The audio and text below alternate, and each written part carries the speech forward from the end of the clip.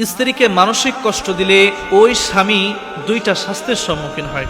মনে রাখবেন, আপনার স্ত্রী আপনার জন্য রহমত স্বরূপ, নেয়ামত স্বরূপ, আপনার প্রশান্তি স্বরূপ।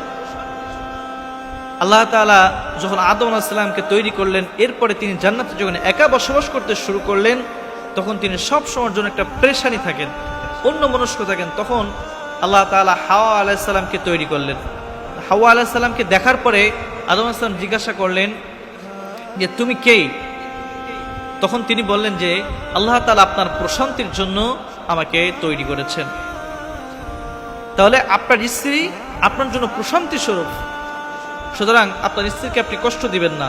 আর যদি আপনার স্ত্রীকে আপনি কষ্ট দেন, তাহলে আপনি দুইটা শাস্তির সম্মুখীন হবেন। একটা শাস্তি আপনি দুনিয়ার জমিনের ভিতরে পাবেন, আরেকটা শাস্তি আপনি কাল কিয়ামতের ময়দানে পাবেন। এক নম্বর শাস্তি কি? আপনার স্ত্রীকে যদি আপনি মানসিক কষ্ট দেন, তাহলে প্রথম শাস্তি আপনার জন্য, আপনি নিজেও মানসিক অশান্তিতে থাকবেন, আপনি নিজেও শান্তি পাবেন না।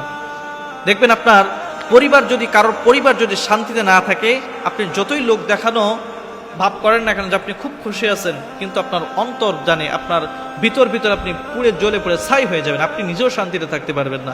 আপনার পরিবার যদি শান্তিতে থাকে, আপনার স্ত্রী যদি, আপনার সন্তান যদি খুশিতে থাকে, তাহলে আপনি নিজেও খুশিতে থাকবেন, নিজেও শান্তিতে থাকবেন। যারা আপনার স্ত্রীকে কষ্ট দিবে, তারাও দেখবেন যে তারা অন্তরে অন্তরে তারা নিজেরাও কষ্ট পাচ্ছে, তারা নিজেরাও অশান্তির ভিতরে আছে।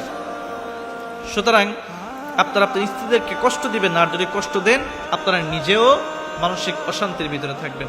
আর 2 নম্বর, কাল কিয়ামতের ময়দানে আল্লাহ তাআলা ওই সমস্ত স্বামীদেরকে ধরবেন এবং তাদেরকে কঠোর জবাবদিহিতার ভিতরে আনবেন, এবং আল্লাহ তাআলা ওই সমস্ত স্বামীদের উপরে নারাজ হয়ে যাবেন। আর যদি কাল কিয়ামতের ময়দানে আপনার স্ত্রী আপনার বিরুদ্ধে অভিযোগ দিয়ে দেয়, তাহলে তো আপনার বাঁচার কোনো উপায় নেই। সুতরাং প্রিয় ভাইরা আমার, আপনার স্ত্রীদেরকে মহব্বত করেন, কারণ স্ত্রী আপনার জন্য একটা নিয়ামত, প্রশান্তি স্বরূপ। আপনার স্ত্রী যদি খুশি থাকে, আপনার স্ত্রীকে যদি আপনি ভালো রাখতে পারেন, মানসিক শান্তিতে রাখতে পারেন, দেখবেন আপনিও মানসিক শান্তিতে থাকবেন।